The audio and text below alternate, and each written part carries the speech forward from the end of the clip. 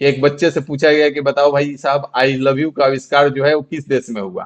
एक बात बता दे कि अगर सेशन अच्छा लगेगा और अगर आप चाहते हो कि इस सेशन को बहुत आगे तक ले जाया जाए, एकदम पूरा इस बार फिर से एक बार कंप्लीट कराया जाए, तो कमेंट जरूर करना और सेशन को शेयर जरूर करना, ताकि हमको पता चले कि हाँ पढ़ा रहे हैं तो आपको फायदा हो रहा है।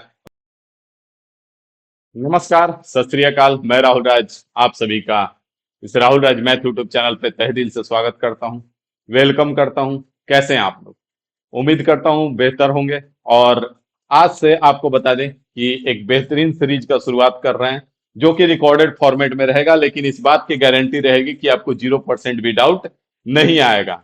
अब आप लोग सोच रहे होंगे कि सब कोई लाइव के पीछे भाग रहा है, राहुल सर रिकॉर्डेड फॉर्मेट कहाँ से शुरू कर रहे हैं? तो ऐसा नहीं है कि अगर आप सोचेंगे कि पुराना वीडियो रिकॉर्डेड फॉर्मेट में राहुल सर डाल दिए हैं, तो ऐसा कुछ नहीं है। आज है आपका 22 अप्रैल, अभी दिन है, ये वीडियो आपको रात में मिल जाएगा। डेली सेम टाइम पे आपको वीडियो मिलेगा, प्रतिदिन मिलेगा, और बढ़िया से सीक्वेंस वाइज मिलेगा। तो आप सोचेंगे कि सर लाइव क्यों नहीं आके पढ़ा देते हैं? तो लाइव और रिकॉर्डेड दोनों फॉर्मेट में आपको बहुत सारा अंतर दिखेगा। जब आप इस वीडियो को पूरा पढ़ेंगे, जब आप इस वीडियो को पूरा देखेंगे, तब आपको समझ में आएगा कि आखिर हम रिकॉर्डेड फॉर्मेट में आपको ये वीडियो क्यों दे रहे हैं, जबकि हम उतना मेहनत कर रहे हैं लाइव में भी आकर के कर सकते हैं। क्योंकि ऐसा नहीं है कि पुराना वीडियो हम आपको दे रहे हैं, ठीक है? तो आइए ज्यादा देर न करते हुए एक सीरीज का शुरुआत कर रहे हैं, जो कि रेलवे को टारगेट करके चलेंगे। नाम रखा है हमने लक्ष्य 2.0। रेलवे एलपी में आपने देखा कितने सारे रिजल्ट थे, रेलवे टेक्नीशियन में भी देखा आपने कितने सारे रिजल्ट थे। जिस हिसाब से रिजल्ट थे उस हिसाब से हमारे पास स्टूडेंट नहीं है, ठीक है? इतने सारे रिजल्ट थे। बात समझ में आया? कहने का मतलब ये है कि इतने कम स्टूडेंट में इतना सारा रिजल्ट, तो सोच लीजिए स्ट्राइक रेट क्या है, ठीक है?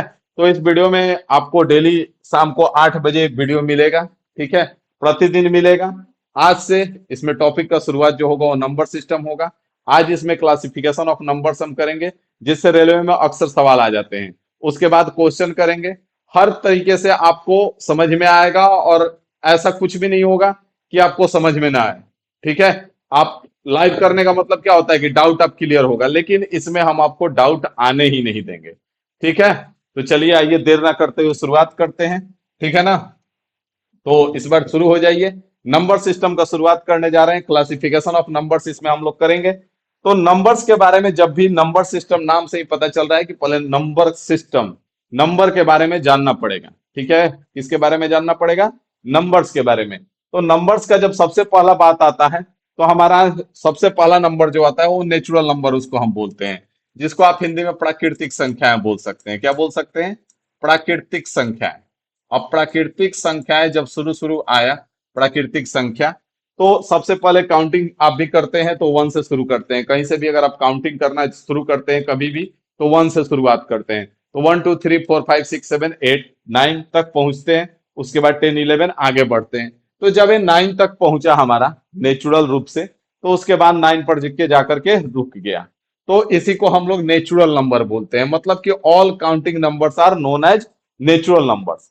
अब उसके बाद जीरो का जब आया, तो जीरो आने के बाद वो कंप्लीट हुआ, जिसको हम होल बोलते हैं। होल नंबर मतलब कि हो जाता है आपका पूर्ण संख्या। होल नंबर्स मतलब क्या हो जाता है? पूर्ण संख्या हो जाता है। अब इस संख्या पूर्ण हो गया, ठीक है? कंप्लीट हो गया, पूर्ण हो गया। तो इसको, इसमें क्या एक्स्ट्रा आया? तो जीरो एक्स्ट्रा आया भाई साहब। क्या आया? जीरो एक्स्ट्रा आया। जीरो से लेकर के आगे तक बढ़ जाइए तो सारा क्या हो जाएगा? होल नंबर हो जाएगा। और ये सारा क्या हो जाएगा? नेचुरल नंबर हो जाएगा। तो यहां से कभी कभी आपसे पूछा जा सकता है कि जितने भी नेचुरल नंबर है, all natural numbers are whole numbers. याद रखेंगे, all natural numbers are whole numbers, मतलब कि सभी प्राकृतिक संख्याएं पूर्ण संख्याएं होती हैं। All natural numbers are whole numbers, ठीक है? ये रेलवे में पूछ सकता है भाई साहब आपसे, होल नंबर्स, ठीक है? इनमें से कौन सा सत्य है करके पूछ देता है कि क्या सभी प्राकृतिक संख्याएं पूर्ण संख्याएं हैं? तो यस है। लेकिन आपको ये भी याद रखना पड़ेगा कि all whole numbers are not natural numbers. All whole numbers are not natural numbers. All whole numbers are not natural numbers. Not natural numbers. Not natural numbers. जितने भी पूर्ण संख्या है, क्या सभी पूर्ण संख्या प्राकृतिक संख्या है? तो नहीं है, ठीक है? तो इसको याद रखना होगा कि सभी पूर्ण संख्या प्राकृतिक संख्याएं नहीं हो सकती हैं, लेकिन सभी प्राकृतिक संख्याएं जो है पूर्ण संख्या होती हैं। क्योंकि आप यहाँ पे देख पाएंगे कि यहाँ 1 2 3 4 5 सब आ गया है, लेकिन इसमें जीरो नहीं है। तो इसीलिए सभी पूर्ण संख्याएं प्राकृतिक संख्याएं नहीं होती हैं और सभी प्राकृतिक संख्याएं पूर्ण संख्याएं होती हैं। दो बात आपको समझ में आए, इसमें कोई डाउट नहीं है। ठीक है, यहां से जब हम आगे बढ़ेंगे तो आप यहाँ पे ध्यान देंगे। ठीक है, तो अगला आता है हमारा इंटीजर। जब हम नंबर लाइन के बारे में आप सुने होंगे तो यहाँ पे बीच में जीरो होता है, इधर आपका 1 2 3 इधर आगे बढ़ जाता है। ठीक है, तो यहां से जो संख्याएं हुई इसको क्या बोले हमने, नेचुरल नंबर बोला हमने। जीरो को भी ऐड कर दिया तो ये क्या हो गया, होल नंबर हो गया। अब होल नंबर के बाद क्या आएगा, तो होल नंबर के बाद इधर की संख्याएं हमारा बचा हुआ है, ये सब बचा हुआ है ना माइनस वाला, तो जिसमें हमारा नेचुरल नंबर भी होगा, होल नंबर भी होगा, और साथ ही साथ सारे नेचुरल नंबर का निगेटिव भी होगा। मतलब कि एक का निगेटिव -1, दो का निगेटिव -2, तीन का निगेटिव -3, तो ये सब क्या मिलके बन जाएंगे, तो ये सब मिलके बना देंगे इंटीजर, जिसको हम पूर्णांक बोलते हैं। इंटीजर जिसको क्या बोलते हैं, पूर्णांक बोलते हैं भाई साहब। ठीक है, पूर्णांक बोलते हैं। तो यहाँ पे पूर्णांक जो होता है वो हमारा दो टाइप का होता है, एक निगेटिव इंटीजर होता है, एक पॉजिटिव इंटीजर होता है। ठीक है, पॉजिटिव इंटीजर जो होता है ये एक से लेकर के इधर जो हो गया ये सब पॉजिटिव इंटीजर हो गया, मतलब कि धनात्मक पूर्णांक हो जाएगा पॉजिटिव इंटीजर। और यहां से जो इधर हो जाएगा ये सब निगेटिव इंटीजर हो जाएगा, मतलब कि ऋणात्मक पूर्णांक हो जाएगा। अब आप कहेंगे कि सर जी बीच में जीरो कहाँ गया, जीरो किस में आएगा, तो जीरो भाई साहब ना ही निगेटिव होता है ना ही पॉजिटिव होता है। Zero is neither positive nor negative, zero जो है ना ही धनात्मक होगा ना ही ऋणात्मक होगा। तो आप कहेंगे जीरो क्या है, तो जीरो एक इंटीजर है। सबसे पहले आप याद रखेंगे, अगर आपसे कभी भी पूछ देता है कि जीरो इंटीजर है या नहीं है, तो है। ठीक है, लेकिन न्यूट्रल इंटीजर है, ना ही पॉजिटिव है ना ही निगेटिव है। यहां तक आपको कोई समस्या नहीं होगा। अब यहां पे आप ध्यान रखेंगे कि जितने भी नेचुरल नंबर हैं, पहला पॉइंट आप नोट करेंगे, all natural numbers are integers, all natural numbers are integers, all natural numbers are integers। सभी प्राकृतिक संख्याएं क्या होती हैं, पूर्णांक होती हैं। ठीक है, all natural numbers are integers, इस बात को आप याद रखेंगे। ठीक है, all natural numbers are integers, सभी प्राकृतिक संख्याएं क्या होती है, पूर्णांक होती हैं। अगला पॉइंट ये भी आप याद रखेंगे कि all whole numbers are integers, all whole numbers are integers, all whole numbers are integers, all whole numbers are integers, ये भी ध्यान में रखेंगे, ये भी ध्यान में रखना होगा।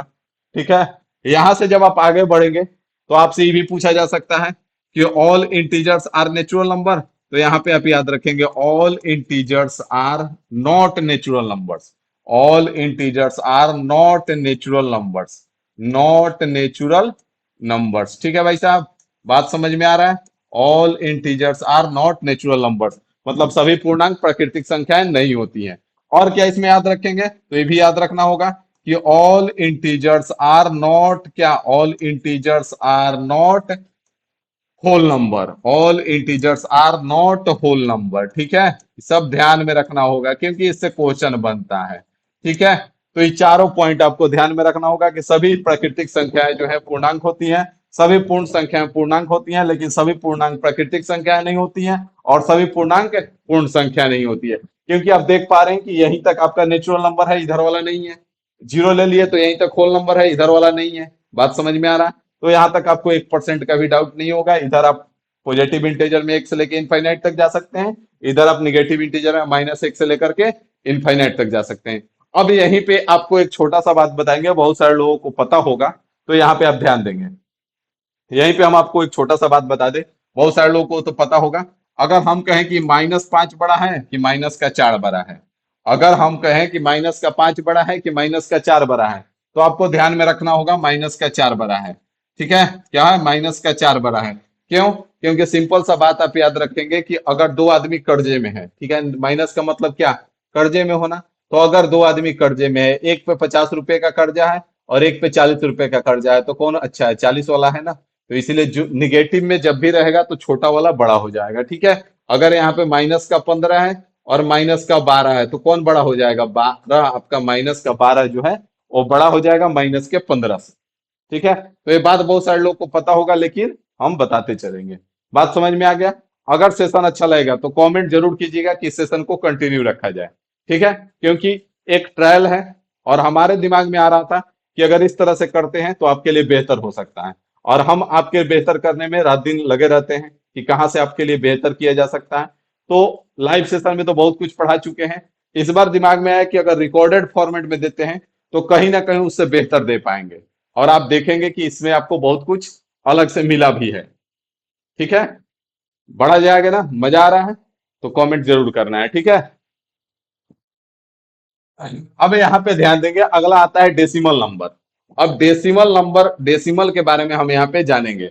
तो डेसिमल में ही हमारा रेशनल नंबर हो जाता है, इरेशनल नंबर हो जाता है, सब डेसिमल में ही आ जाता है। तो डेसिमल आपको दो तीन प्रकार का मिलेगा, जैसे कि अब हम यहाँ पे अगर आपको बताना चाहें तो जैसे आप देखेंगे कि अगर हम आपसे बात करें कि 1/2 जो है ये क्या है, डेसिमल है, 0.5 है ना। 1/2 क्या है, 0.5 हो जाएगा। अगर हम आपसे पूछे कि 1/4 क्या है, 1/4 क्या है, तो ये आपका 0.25 हो जाएगा ना। अगर हम आपसे पूछे कि 1/5 क्या है, तो आप कहेंगे 0.2 हो जाएगा सर जी, हो जाएगा ना। इसी तरह से और भी बहुत कुछ लिख सकते हैं आप।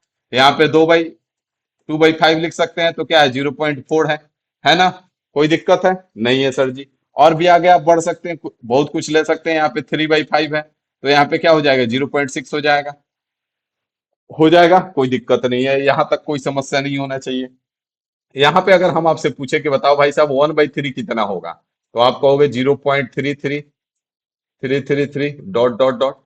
अगर हम आपसे पूछे कि बताओ भाई साहब 2/3 कितना होगा, 2/3, तो आप कहोगे 0.66 सर, डॉट डॉट डॉट। आगे बढ़ते जाएगा ना, कोई दिक्कत नहीं है ना।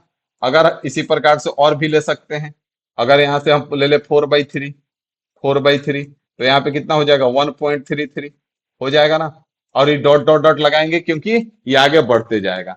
अभी दो प्रकार का आपको डेसिमल दिख रहा है ना। डेसिमल में यहाँ पे आगे बढ़ नहीं रहा है, यहीं पे खत्म है। यहाँ पे आगे बढ़ते जा रहा है, यहाँ पे डॉट डॉट से ही पता चल रहा है कि आगे 3 3 3, इसमें 6 6 6, इसमें 3 3 3 रिपीट होते जाएगा। एक प्रकार का आपको और डेसिमल देखने को मिलेगा, कौन सा, तो जैसे आप लिख दिए, मान लें कि 0.110012 4 1 2 0 1 1। अभी क्या है आपका, ये क्या है भाई साहब, ये क्या है।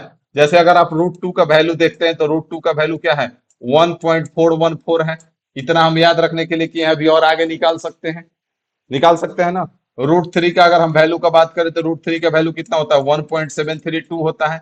इसके आगे अभी और निकलेगा, ठीक है। लेकिन यहाँ पे अभी आगे इसका और निकलेगा। तो तीन प्रकार का आपको डेसिमल देखने को मिल रहा है ना। अब यहाँ पे पीछे चलते हैं, यहाँ पे बात को समझिए। तो यहाँ पे इसको जो हम बोलते हैं, ये क्या है, ई जो है, ई वाला ई वाला पोर्शन ही क्या है, खत्म हो जा रहा है, इसके आगे कुछ नहीं है। तो इसीलिए इसको टर्मिनेटिंग डेसिमल बोलते हैं। क्या बोलते हैं, टर्मिनेटिंग डेसिमल। टर्मिनेटिंग मतलब कि शांत दशमलव, टर्मिनेटिंग डेसिमल, ठीक है। टर्मिनेटिंग डेसिमल क्या है, टर्मिनेट मतलब क्या हो जाता है, खत्म हो जाना। तो खत्म हो गया, ठीक है। इसको नॉन टर्मिनेटिंग और इसको भी नॉन टर्मिनेटिंग बोलते हैं, ठीक है। दोनों क्या है, नॉन टर्मिनेटिंग है। लेकिन इन नॉन टर्मिनेटिंग के साथ साथ और भी कुछ होता है, नॉन टर्मिनेटिंग के साथ साथ और भी कुछ होता है, नॉन टर्मिनेटिंग रिपीटिंग डेसिमल। क्या है ये, repeating decimal, non terminating repeating decimal. इसको हिंदी में क्या बोलते हैं, अशांत पुनरावृत्ति दशमलव। अशांत पुनरावृत्ति मतलब कि अशांत है लेकिन पुनरावृत्ति होगा, एक ही नंबर बार बार आगे आते जाएगा। इसको हम क्या बोलेंगे, तो इसको non terminating non repeating decimal बोलेंगे। Non terminating non terminating non terminating non repeating decimal, non repeating decimal, non terminating non repeating decimal इसको हम बोलेंगे भाई साहब।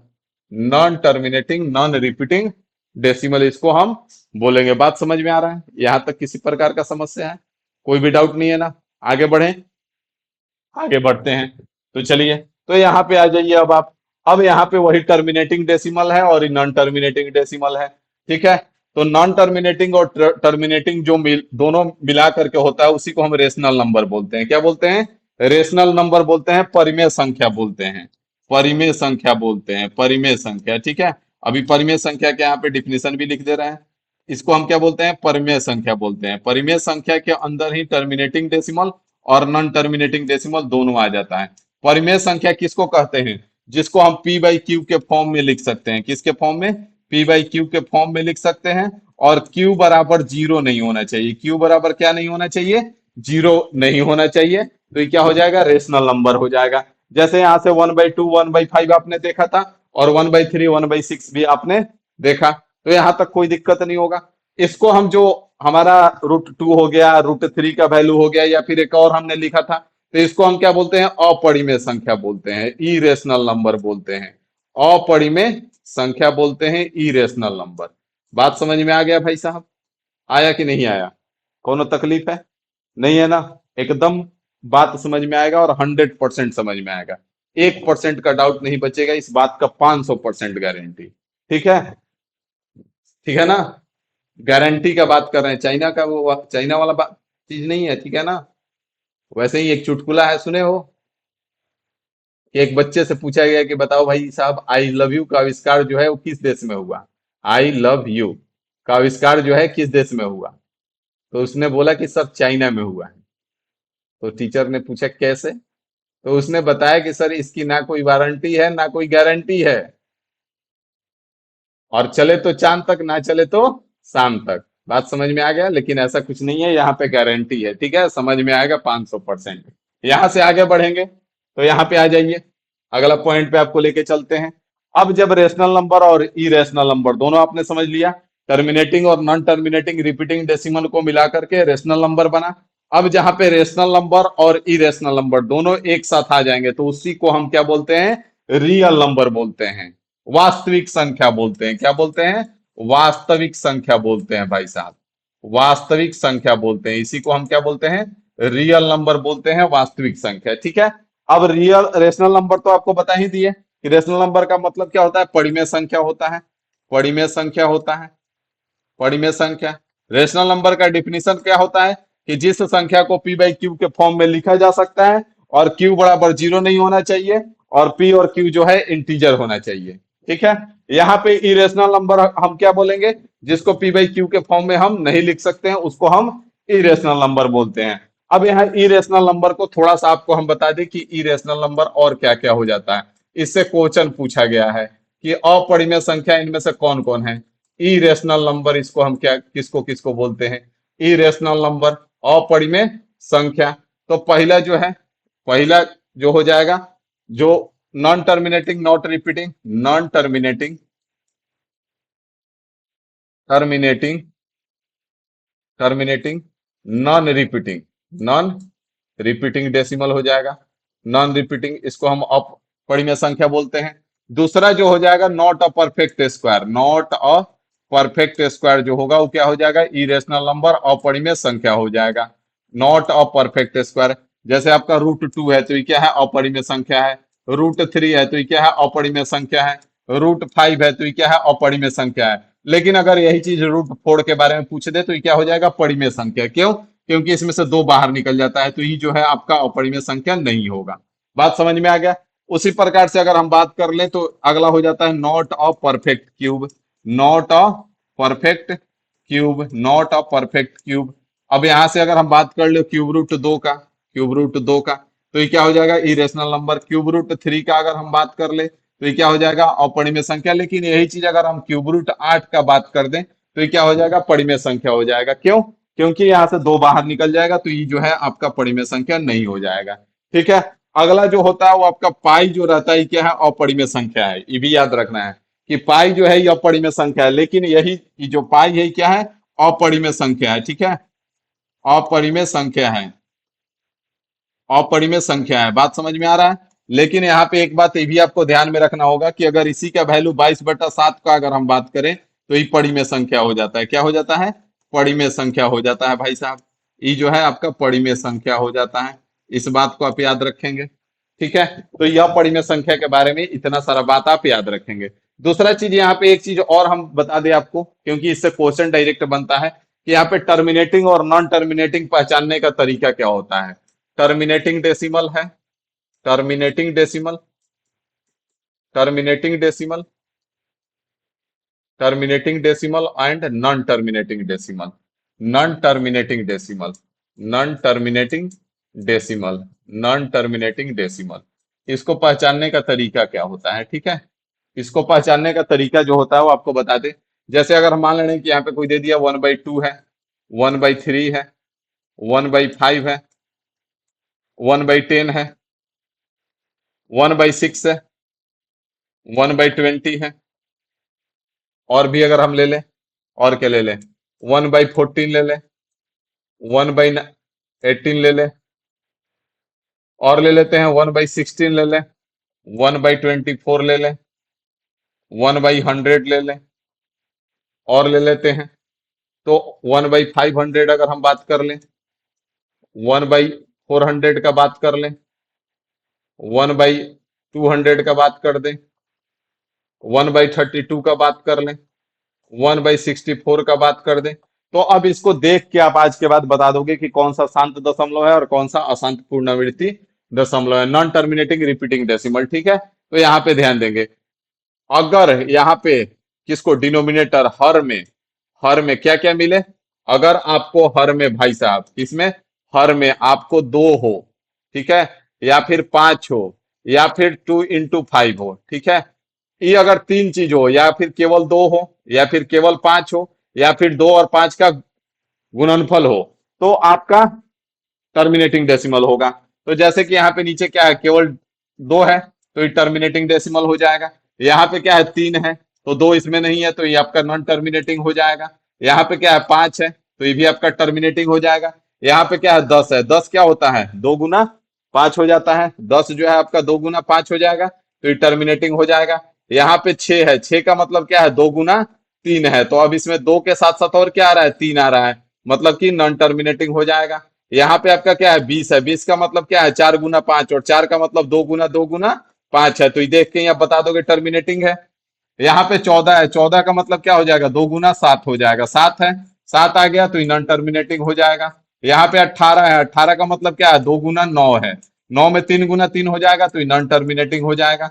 यहाँ पे 16 है आपका, तो 16 का मतलब क्या हो जाएगा, 2 गुना 2 गुना 2 गुना 2 हो जाएगा ना, तो ये क्या हो जाएगा, टर्मिनेटिंग हो जाएगा। यहाँ पे आपका 24 है, तो ये क्या आ जाएगा, 8 गुना 3, तो 3 आ गया, तो 3 आ गया तो इसमें नॉन टर्मिनेटिंग हो जाएगा।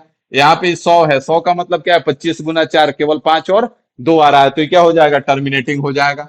उसी प्रकार से आप इसका कमेंट करके बता दोगे कि इसका कौन कौन इसमें से टर्मिनेटिंग है और कौन कौन इसमें से नॉन टर्मिनेटिंग है। तो आप केवल कमेंट कर दोगे 1, 2, 3, 4 और एक 5, ये 5 सवाल आपके लिए है। इसमें से आप केवल इतना बताओगे कि कौन कौन टर्मिनेटिंग है, ठीक है। तो उसका नंबरिंग नोट कर दोगे, 1 2 3 4 5 टर्मिनेटिंग है, या 2 3 टर्मिनेटिंग है, या 3 4 टर्मिनेटिंग है। तो टर्मिनेटिंग के लिए आपको नीचे क्या क्या होना चाहिए, केवल 2, या फिर केवल 5, या फिर 2 और 5 का गुणनफल। बात समझ में आ गया शांत दशमलव के लिए। यहां से अब आगे बढ़ेंगे, यहां तक आपको कोई समस्या नहीं है, वास्तविक संख्या समझ में आ गया। अब यहाँ पे आपको बता दें कि वास्तविक संख्या अगर आपको पता चल गया, तो जब कोई चीज वास्तविक का बात कर रहा है तो वहां पे अवास्तविक भी होगा, जो वास्तविक नहीं होगा। तो जब वास्तविक और काल्पनिक, अवास्तविक को ही हम क्या बोलते हैं, काल्पनिक संख्या बोलते हैं, इमेजिनरी नंबर, काल्पनिक संख्या क्या बोलते हैं इसको, काल्पनिक संख्या, काल्पनिक संख्या। और ये काल्पनिक संख्या और ये वास्तविक संख्या दोनों अगर एक साथ मिल जाए, अगर दोनों एक साथ आ जाए, तो उसी को हम क्या बोलते हैं, उसी को हम बोलते हैं कॉम्प्लेक्स नंबर। और यही कॉम्प्लेक्स नंबर आपको 11th क्लास में पढ़ना होता है, ये आपके सिलेबस में नहीं है, ठीक है। कॉम्प्लेक्स नंबर के बारे में उतना नहीं आता है, लेकिन वास्तविक संख्या तक आपको पढ़ना होता है। काल्पनिक संख्या का मतलब यहाँ पे आपको बता दें, वास्तविक संख्या तो आपको पता चल चुका है, कोई दिक्कत नहीं है। काल्पनिक संख्या का मतलब यहाँ पे आपको बता दें कि अगर ये √2 है, तो ये तो वास्तविक संख्या है, ठीक है। लेकिन अगर यही √2 को हम, इसी को हम क्या करें, इसी को भाई साहब लिख रहे हैं हम -√2, तो ये जो है इमेजिनरी नंबर हो जाएगा, क्या हो जाएगा, इमेजिनरी नंबर हो जाएगा। अगर हम यहाँ पे लिख रहे हैं रूट माइनस का √3, तो ये क्या हो जाएगा, इमेजिनरी नंबर हो जाएगा, काल्पनिक संख्या हो जाएगा। बात समझ में आ गया। काल्पनिक संख्या को आयोटा से डिनोट करते हैं, किससे, आयोटा से, आयोटा से, ठीक है, आयोटा से।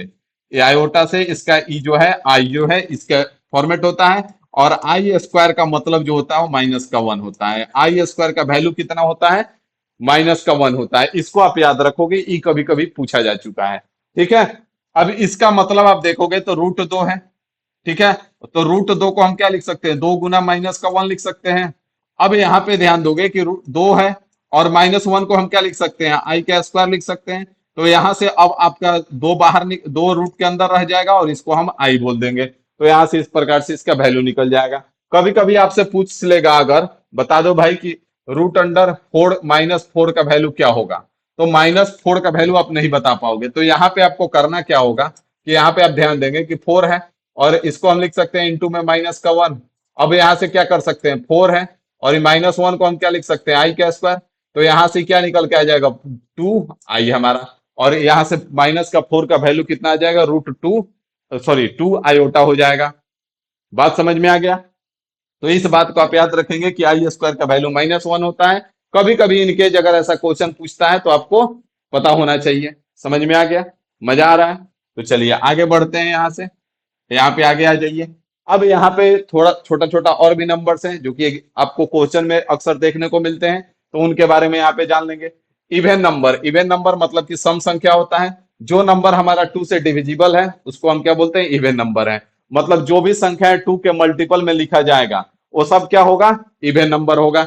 जैसे यहाँ पे लिखा हुआ है कि 2k, तो 2 और k क्या है, वेरिएबल है। ठीक है, k क्या है, वेरिएबल, मतलब k का कुछ भी मान होगा। तो यहाँ पे कुछ भी k का मान आप रखोगे तो ये हमेशा क्या बन के आएगा, इवन नंबर बन के आएगा, सम संख्या बन के आएगा। इवन नंबर बन के आएगा, सम संख्या बन के आएगा। बात समझ में आ रहा है। अब यहाँ पे रख के चेक कर सकते हो, के का मान अगर 1 रखोगे तो 2 हो जाएगा, 2 क्या है, इवन नंबर है। अगर दो के का मान 2 रखते हो तो 2 दूना 4 हो जाएगा, 4 क्या है, इवन नंबर है। अगर के का मान आप 3 रखते हो तो 2 तिहाई 6 हो जाएगा, 6 क्या है, इवन नंबर है। उसी प्रकार से आपका अगला होता है ऑड नंबर। ऑड नंबर का मतलब होता है विषम संख्या। Which number is not divisible by 2, जो 2 से ना कटे, मतलब कि जो 2 का मल्टीपल ना हो। तो इसीलिए यहाँ पे लिखा हुआ है 2 के +-1, 2 के +-1। अब यहाँ पे आप के का वैल्यू कुछ भी रखोगे तो दोनों फॉर्मेट में आपको हमेशा ऑड नंबर मिलेगा। 2 के +1 करो या फिर 2 के -1 करो, ये हमेशा क्या देगा, ऑड नंबर देगा। तो यहाँ पे आप रख के चेक कर सकते हो, अगर 2 रखते हो तो 2 दूना 4 और 1 5 हो जाएगा। यहाँ पे 2 रखते हो तो 2 दूना 4 -1 3 हो जाएगा। तो इस प्रकार से आपको बात समझ में आ जानी चाहिए कि विषम संख्या ऑड नंबर का जो फॉर्मेट होता है वो 2 के +1 या फिर 2 के -1 होगा। ठीक है। आप थोड़ा सा एक चीज याद रखोगे कि अगर ऑड संख्या में ऑड संख्या से गुना करोगे तो हमेशा ऑड नंबर आएगा। ठीक है, जैसे कि अगर मान लेते हैं 3 में अगर 5 से गुना करते हो तो क्या आएगा, 15 आएगा। अगर 5 में आप 7 से गुना करते हो तो क्या आएगा, 35 आएगा। तो ये कभी कभी पूछ लेता है कि दो विषम विषम संख्याओं का गुणनफल क्या होगा, विषम संख्या होगा, सम संख्या होगा, अभाज्य संख्या होगा, क्या होगा। तो ये हमेशा विषम संख्या देगा। ठीक है। अगर हम ऑड में सम संख्या से गुना करते हैं, अगर हम विषम संख्या में सम संख्या से गुना करते हैं तो हमेशा क्या देगा, सम संख्या देगा। जैसे आप देख सकते हो यहाँ पे 2 गुना 3 अगर आप करते हो, 2 गुना 3 तो ये क्या दे रहा है, 6 दे रहा है। 6 क्या है, सम संख्या है। अगर आप यहाँ 4 गुना 7 करते हो तो क्या देगा, 28 देगा। 28 क्या है, आपका सम संख्या है। तो आपको याद रखना है। उसी प्रकार से अगर इवेन में इवेन मतलब सम संख्या में सम संख्या से आप गुना करते हो तो क्या निकल के आएगा, हमेशा सम संख्या निकल के आएगा। बात समझ में आ गया भाई साहब। उसी प्रकार से अगर ऑड संख्या में ऑड जोड़ोगे तो इवेन बन जाएगा, या फिर अगर ऑड संख्या में से ऑड संख्या घटाओगे तो क्या आएगा, इवेन सम संख्या आएगा। अगर विषम संख्या में सम संख्या जोड़ोगे तो विषम संख्या आएगा, या फिर विषम संख्या में अगर सम संख्या घटाओगे भी तो विषम संख्या आएगा। अगर आप विषम संख्या में विषम संख्या जोड़ते हो तो विषम संख्या आएगा। अगर आप विषम संख्या में विषम सॉरी सम संख्या में सम संख्या घटाते हो तो क्या निकल के आएगा, सम संख्या निकल के आएगा। बात समझ में आ गया भाई साहब, कोनो तकलीफ है नहीं है ना। बढ़े आगे, चलिए तो आगे बढ़ते हैं, यहाँ पे आ जाइए।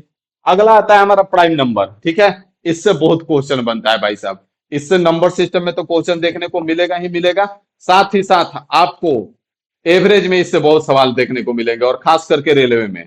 ठीक है, तो जो आपका प्राइम नंबर होता है उसको ऋण संख्या बोलते हैं, अभाज्य संख्या बोलते हैं। ये सब आपको याद होना चाहिए। प्राइम संख्या हम उसको बोलते हैं जिसका एक और वो खुद यही दो गुणनखंड होगा, बाकी और उसका कोई भी गुणनखंड नहीं होगा। ठीक है, अब आप गुणनखंड का बात चला है तो यहाँ पे गुणनखंड के बारे में हम जान लेते हैं। थोड़ा सा गुणनखंड के बारे में जान लेते हैं। जैसे यहाँ पे फैक्टर है, फैक्टर को ही हम गुणनखंड बोलते हैं। ठीक है, क्या बोलते हैं, गुणनखंड बोलते हैं, गुणनखंड। तो जैसे यहाँ पे 4 का अगर हमको गुणनखंड लिखना है तो 4 का गुणनखंड कौन कौन है, 1 है, 2 है और 4 है। ठीक है, अगर यहाँ पे 3 का गुणनखंड लिखना है तो 1 है और 3 है। अगर यहाँ पे 5 का गुणनखंड लिखना है तो 1 है और 5 है। अगर 6 का लिखना है तो 1 है, 2 है, 3 है और 6 है। तो गुणनखंड का मतलब क्या है?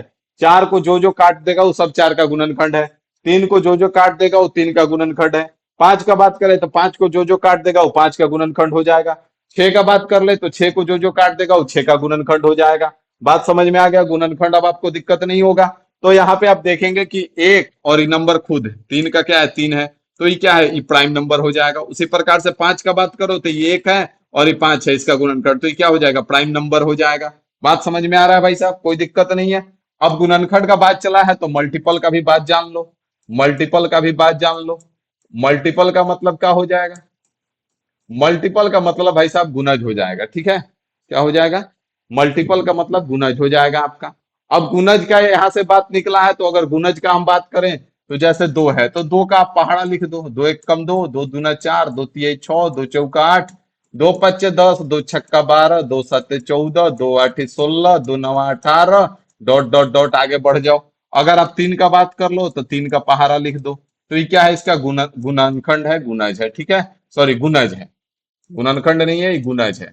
ठीक है, आगे बढ़ते जाओ, आगे बढ़ते जाओ, कोई दिक्कत नहीं। ये सब क्या है? इसका गुणज है। आगे और भी बढ़ सकते हो। ये सब क्या है? इसका गुणज है भाई साहब। ये सब क्या है? इसका गुणज है। बात समझ में आ गया? तो फैक्टर और मल्टीपल में अब कंफ्यूजन नहीं होगा। तो प्राइम नंबर का मतलब हो गया कि जिसका दो गो फैक्टर होगा। कौन कौन? एक होता है, एक होगा जो कि सबका होता है। ठीक है, और जो सबका होता है वो किसी का नहीं होता है। ठीक है ना? एक बात याद रखना कि जो सबका है वो किसी का नहीं है, समय आने पे वो किसी का नहीं होगा। ठीक है, तो इसलिए इस बात को याद रखना कि जो भी ग्रुप में लग रहा होगा कि सबका है तो उसके बारे में जान लेना कि वो किसी का नहीं होने वाला है। ठीक है ना? तो जो सबका होता है वो किसी का नहीं होता है। तो यहाँ पे एक का बारे एक जो है जो कि सबका गुणनखंड होगा, और दूसरा कौन होगा? वो खुद होगा। ठीक है, तो उसको हम प्राइम नंबर बोलेंगे। अब यहाँ पे आप याद रखेंगे पहला चीज कि दो दो जो है इवन प्राइम नंबर है। आपसे पूछ सकता है इवन प्राइम नंबर, इकलौता एक इवन संख्या है जो कि प्राइम नंबर होता है। ठीक है भाई साहब, इकलौता एक प्राइम नंबर है जो कि एक इवन संख्या होता है, सम संख्या होता है। सम अभाज्य संख्या कभी कभी पूछ देता है कि इनमें से सम अभाज्य संख्या कौन सा है, तो बस एक दो ही होता है जो कि सम होता है लेकिन अभाज्य संख्या होता है। ठीक है, सम अभाज्य संख्या। बात समझ में आया? ये दो के बारे में ही अगर हम बात करें तो ये स्मॉलेस्ट प्राइम नंबर होता है, एक प्राइम नंबर नहीं होता है, याद रखना। कई बार कंफ्यूज हो जाते हो कि नहीं हो जाते हो?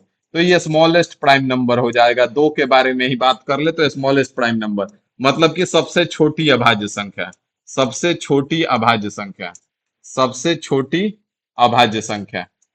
अभाज्य संख्या कौन है? दो है। ठीक है, सबसे छोटी अभाज्य संख्या कौन है? दो है। ठीक है, और अगर हम यहां से तुमसे पूछ दे कि सबसे छोटी, सबसे, अगर हम यहां से तुमसे पूछे कि छोटी सबसे छोटी विषम अभाज्य संख्या बताओ, विषम अभाज्य संख्या बताओ, विषम अभाज्य संख्या कौन सा है? सबसे छोटी विषम अभाज्य संख्या है तो बता दो, फटाफट कमेंट कर दो। तो smallest odd prime number, smallest odd prime number, smallest odd prime number. थोड़ा कमेंट करके बता दो। तो बताओगे कि पिटाओगे? ना बताइए लोग, बता देना। बताओ में पैसा लगाता है। सबसे छोटका विषम अभाज्य संख्या कौन होला? तीन होला। ठीक बा ना? याद रखिए।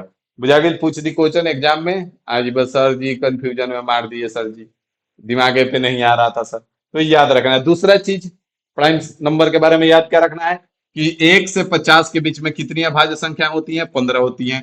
कई बार पूछा गया, आप क्वेश्चन भी देखोगे तो पता चलेगा।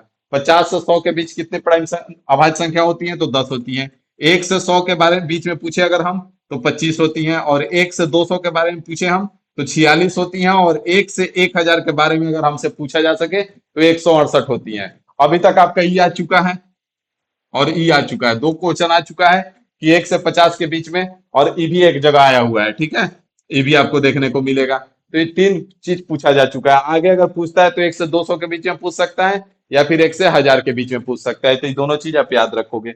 बात समझ में आ गया भाई साहब? कोई दिक्कत नहीं, कोई समस्या ना, कोई परेशानी ना, कोई दुख ना, कोई तकलीफ। ठीक है, बढ़ेंगे आगे यहां से। बहुत सारे लोगों को कीड़ा काट रहा होगा कि सर जी, तो हाँ भाई बोल, तो सर जी पीडीएफ देंगे, पीडीएफ कलेक्टर तो तुमको बनना है ना, बिना पीडीएफ कलेक्टर बने तो काम चलने वाला है नहीं। जरूर देंगे, लेकिन लास्ट में बताएंगे कि कहाँ देंगे, ठीक है। सारा पीडीएफ देंगे, सब कुछ देंगे, ठीक है। प्रॉपर चलेगा, बशर्ते कि लाइव क्लास नहीं रहेगा, रिकॉर्डेड फॉर्मेट में रहेगा। ठीक है ना, बात समझ में आ गया। विश्वास नहीं हो रहा है कि आज का रिकॉर्डिंग है कि नहीं है, तो आज आओ, आज पहला लेक्चर आज दिखा देते हैं तुमको। ये देख लो यहाँ से, कितना तारीख है, 22/4/2025 है, 11:17। दिन में रिकॉर्ड कर रहे हैं, रात को तुमको लेक्चर मिल जाएगा 8 बजे, ठीक है। समझ में आ गया, अब कोई तकलीफ नहीं है। ऐसा नहीं लग रहा है ना कि पुराना वीडियो डाल रहे हैं रिकॉर्डेड फॉर्मेट में। ऐसा नहीं करेंगे, ठीक है। प्रॉपर पढ़ा के प्रॉपर एक एक चीज को बारीकी से बताएंगे। ये वीडियो उसके लिए ज्यादा फायदेमंद होगा जिसको कुछ नहीं पता है, और उनके लिए तो फायदेमंद होगा ही जिनको सब कुछ पता है, उनका बहुत फास्ट वे में रिवीजन हो जाएगा। रिकॉर्डेड फॉर्मेट में रहेगा, कभी कभी अपना डबल पे भी आप देख सकते हैं, सरासर रिवीजन हो जाएगा। जैसे ही नाउ क्लासिफिकेशन ऑफ नंबर्स के बारे में रिवीजन करना है, तो डबल पे आप देख करके रिवीजन कर सकते हो, कोई दिक्कत नहीं है। अगला आता है आपका कंपोजिट नंबर। कंपोजिट नंबर हम किसको बोलते हैं, संयुक्त संख्या को कंपोजिट नंबर बोलते हैं। अब ढेर पूछेगा सर जी संयुक्त संख्या किसको बोलते हैं, तो वैसे संख्या जिनका दो से अधिक गुणनखंड होगा, ठीक है। दो गो तो सबका होता है, एक और खुद, ठीक है। लेकिन उससे भी जिसका ज्यादा होगा उसको हम कंपोजिट नंबर बोलेंगे। तो यहाँ पे आपको बता दें, जैसे चार हो गया, तो चार का क्या है, एक है, दो है और चार है। तो ये चार तो खुद है, और ये है, लेकिन इसमें एगो दो आ गया, तो ये क्या हो जाएगा, कंपोजिट नंबर हो जाएगा। ठीक है। अगर छह का बात कर ले, तो छह का बात करें तो एक, दो, तीन और छह, ठीक है। तो यहाँ पे एक है, ठीक है, यहाँ पे छह है, ये तो है, लेकिन यहाँ पे बीच में दो गो और आ गया, तो ये सब क्या हो जाएगा, छह जो है आपका कंपोजिट नंबर हो जाएगा। तो यहाँ पे क्वेश्चन आपका बनता है कि स्मॉलेस्ट कंपोजिट नंबर बताना है। क्या बताना है, smallest composite number. Smallest composite number अगर आपसे पूछ दे, सबसे छोटी संयुक्त संख्या, स्मॉलेस्ट कंपोजिट नंबर, तो आपका क्या हो जाएगा, स्मॉलेस्ट कंपोजिट नंबर जो है वो चार हो जाएगा। क्या हो जाएगा, चार हो जाएगा, बात याद रहेगा। ठीक है। अगर आपसे पूछ देता है कि smallest odd composite number, smallest odd composite number, odd composite number, smallest odd composite number, ठीक है, कंपोजिट नंबर, तो क्या हो जाएगा बताओ तो, कमेंट करके बता देता भाई, जल्दी से बता दे। स्मॉलेस्ट ऑड कंपोजिट नंबर क्या हो जाएगा, जल्दी से बता देता। स्मॉलेस्ट ऑड कंपोजिट नंबर क्या बताइए, बता दो लोग का। तो स्मॉलेस्ट ऑड कंपोजिट नंबर जो होगा वो नौ हो जाएगा। मतलब सर कि सबसे छोटी विषम संयुक्त संख्या, छोटी सबसे छोटी विषम संयुक्त संख्या, विषम इसमें लगा हुआ है, इस बात का ध्यान देना है। विषम संयुक्त संख्या, विषम संयुक्त संयुक्त संख्या, सबसे छोटी विषम संयुक्त संख्या क्या हो जाएगा, नौ हो जाएगा। और अगर केवल आपसे सबसे छोटी संयुक्त संख्या पूछता है तो क्या हो जाएगा, चार हो जाएगा। बाकी आप इस बात को याद रखेंगे कि one is neither prime nor composite, एक जो है ना ही अभाज्य संख्या होती है और ना ही संयुक्त संख्या होती है, ठीक है। क्योंकि एक का केवल एक गुणनखंड होता है और कुछ नहीं होता है। यहां से आगे बढ़ेंगे तो आ जाइए, ज्यादा देर न करते हुए, रिलेटिवली प्राइम नंबर, मतलब कि जिसको को प्राइम बोलते हैं। को प्राइम मतलब सह अभाज्य संख्या। सह अभाज्य संख्या को समझने का सिंपल सा तरीका है, और इससे क्वेश्चन बनता है, डायरेक्ट पूछ देता है कि निम्न में से दिया गया कौन सा जो समूह है वो सह अभाज्य संख्या नहीं है, ठीक है। तो आपको यहाँ पे सिंपल से याद रखना है कि जिन दो संख्याओं का HCF, हाईएस्ट कॉमन फैक्टर, बहुत बेहतरीन ढंग से पढ़ाएंगे, ठीक है। इस बार जो पढ़ाएंगे ना वो कभी नहीं पढ़े होंगे। तो हाईएस्ट कॉमन फैक्टर जिन दो संख्याओं का एक आ जाए उसको हम क्या बोलेंगे, को प्राइम नंबर बोलेंगे। तो वही लिखा हुआ है, दो two numbers in which nothing is common, मतलब कि उसमें कुछ भी कॉमन ना हो, केवल उनका HCF जो है एक हो जाए। जैसे यहाँ पे अगर हम बात कर ले, तीन और पांच का HCF निकालोगे, तो तीन का गुणनखंड लिखोगे एक और तीन हो जाएगा, और यहाँ पांच का एक और पांच हो जाएगा। तो HCF निकल के कितना आ गया, HCF आपका एक आ गया। तो ये तीन और पांच क्या हो जाएगा, तीन और पांच जो है आपका को प्राइम नंबर हो जाएगा, या रिलेटिवली प्राइम नंबर हो जाएगा, या फिर सह अभाज्य संख्या हो जाएगा। बात समझ में आ रहा है, कोनो दिक्कत, कोई भी दो संख्या, जैसे 10 ले लो और 10 और 11 है, तो क्या है, को प्राइम नंबर है, क्योंकि इनका HCF वन आएगा। 12 और 13 ले लो, 12 और 13 तो क्या है, को प्राइम नंबर है, इनका HCF वन आ जाएगा। बात समझ में आ रहा है, तो चल आगे बढ़े, यहां तक कोई दिक्कत नहीं होगा, ना ही कोई समस्या होगा। अगला आता है हमारा छोटा सा बात, ट्विन प्राइम नंबर, जिसको जुड़वा बोलते हैं। ट्विन प्राइम नंबर, जुड़वा अभाज्य संख्या। तो वैसी दो संख्याएं जिनके बीच का जो गैप होगा वो दो होगा और दोनों प्राइम नंबर होगा। ठीक है, दो प्राइम नंबर जिनके बीच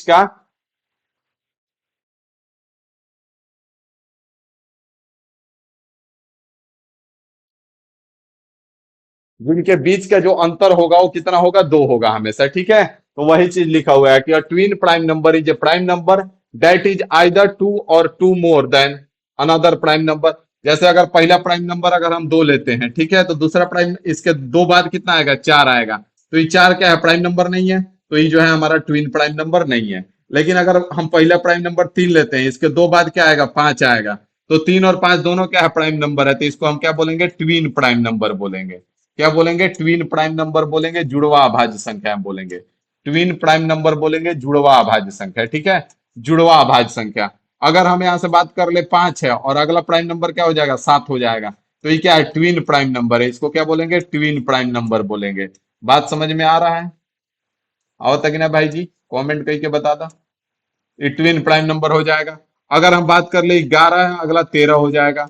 कितने का अंतर है, दो का, और दोनों क्या है, भाज्य संख्या है, तो इसको हम क्या बोलेंगे, ट्विन प्राइम नंबर बोलेंगे। इसको हम क्या बोलेंगे, ट्विन प्राइम नंबर बोलेंगे भाई साहब। बात समझ में आ गया? समझ में आया कि नहीं आया? तो यहां तक कोनो प्रकार का तकलीफ नहीं होगा, ना ही कोनो प्रकार का समस्या होगा। ठीक है, और आपको एक बात बता दें कि अगर सेशन अच्छा लगेगा और अगर आप चाहते हो कि इस सेशन को बहुत आगे तक ले जाया जाए, एकदम पूरा इस बार फिर से एक बार कंप्लीट कराया जाए, तो कमेंट जरूर करना और सेशन को शेयर जरूर करना, ताकि हमको पता चले कि हम पढ़ा रहे हैं तो आपको फायदा हो रहा है। पता चल रहा है कि हम पढ़ा रहे हैं और आपको फायदा ही नहीं हो रहा है, तो फिर हम काहे के लिए आगे चिल्लाएंगे भाई साहब? इससे अच्छा एप्लीकेशन पे ही चिल्लाएंगे जहां पैसा मिल रहा है। फ्री में चिल्लाइबो करो और आप बताओगे भी ना, तो गलत बात है ना। तो फ्री में पढ़ाएंगे, एकदम बेहतर पढ़ाएंगे, जबरदस्त पढ़ाएंगे। ठीक है, वापस से कम बैक कर रहे हैं और बहुत जबरदस्त कम बैक करेंगे। ठीक है, जिसका तुम उम्मीद भी नहीं हो किए होगे, और पूरा पढ़े हो फिर भी पढ़ के मजा आएगा। ठीक है, यहां तक कोई दिक्कत नहीं है, ना ही कोई समस्या होना चाहिए। ठीक है, आगे बढ़ेंगे तो अगला नंबर आता है आपका परफेक्ट नंबर, जिसको बोलते हैं हम परफेक्ट नंबर। ठीक है, परफेक्ट कोई चीज होता नहीं है, ठीक है ना। ना हम परफेक्ट है, ना आप परफेक्ट हो। बीच में बहुत सारी समस्याओं में उलझे हुए थे, तो आप ही समझ सकते हो इस चीज को, क्योंकि आपकी समस्या को हम समझने के लिए हमेशा तैयार रहते हैं। तो आप छोटे भाई हो, आपको तो समझना ही पड़ेगा, ना समझोगे तो छोड़ देंगे। ठीक है, तो चलिए आ जाइए, यहाँ पे अगला आ जाता है परफेक्ट नंबर। ठीक है ना भाई साहब? परफेक्ट नंबर का अगर हम बात कर ले, तो if the sum of all the factors excluding that number is equal to that number, that is called perfect number. ढेर को सर ये क्या कर दिए सर, कुछ पता नहीं चला सर। टेंशन ना लो भाई साहब, यहाँ पे आ जाओ। जैसे अगर हम बात कर ले, छह का अगर हम फैक्टर लिखे, तो वन टू थ्री और सिक्स। ठीक है, अब यहाँ पे बोला है कि एक्सक्लूडिंग दैट नंबर, उस नंबर को छोड़ के, फैक्टर में उस नंबर को छोड़ के, छोड़ दिए। ठीक है, अब इसके फैक्टर को जोड़ोगे ना तो छह आ जाएगा। तो यहाँ पे देखोगे दो तीन पांच और एक छह। ठीक है, ये क्या है, परफेक्ट नंबर है। जैसे अगर आगे ले लोगे तो 28 है। 28 का अगर बात करोगे, एक हो गया, दो हो गया, चार हो गया, सात हो जाएगा, फिर क्या हो जाएगा, 14 हो जाएगा और 28 हो जाएगा ना। तो अब इसमें इसको छोड़ दोगे, अगर इसको छोड़ देते हो तो जोड़ोगे, 14 सात 21, चार 25, दो 27 और एक 28। तो जोड़ने पे कितना आ जा रहा है, इतना आ जा रहा है, तो इसको हम क्या बोलेंगे, 28 को परफेक्ट नंबर बोलेंगे। ठीक है, अगला 496 भी आपका परफेक्ट नंबर होता है। बाकी दो कमेंट करके आप बताओगे कि और दो कौन कौन से परफेक्ट नंबर होते हैं। बात समझ में आ गया? तो यहां तक अगर आपको किसी भी प्रकार का कमेंट है, सॉरी, किसी भी प्रकार का अगर आपको शिकायत है, तो आप कमेंट करके आप हमें बता सकते हैं।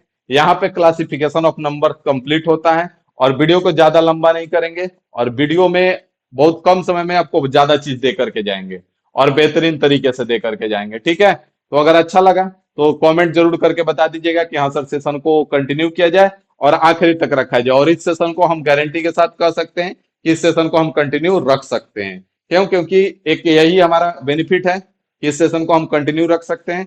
तो चलिए, आइए मिलते हैं हम आपसे अगले वीडियो में। अगला वीडियो में कुछ क्वेश्चन करेंगे, उसके बाद फिर कॉन्सेप्ट करेंगे। हर वीडियो को आपको, ऐसा नहीं है कि अगर आप इस वीडियो को नहीं देखे हैं तो अगला वीडियो आपको समझ में नहीं आएगा। अगला लेक्चर आएगा वो भी आपको 100% समझ में आएगा, इस बात की 100% गारंटी। ठीक है, चाइना वाला बात नहीं है। ठीक है ना? तो चलिए इस वीडियो को यहीं पे समाप्त करते हैं, मिलते हैं हम आपसे कल अगले वीडियो में। अभी के लिए इतना ही रखते हैं। Thank you.